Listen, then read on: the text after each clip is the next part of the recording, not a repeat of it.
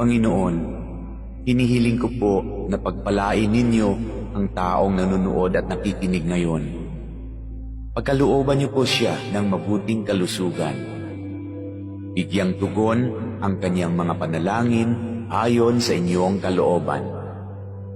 Loobin niyo po na magkaroon ng agarang solusyon ang problemang kanyang kinakaharap, lalo na ang problemang pinansyal at problema sa kanyang karelasyon at mga kaibigan. Ilayo niyo po siya sa tukso ng kasalanan at lahat na uri ng kapahamakan. Panatilihin niyo po sa kanyang puso ang pagkakaroon ng malasakit at pagmamahal sa kapwa, katulad ng kanyang pagmamahal sa inyo na aming iisang Diyos. Ito ay aking hinihiling sa pangalan ni Jesus. Amen. Panginoon,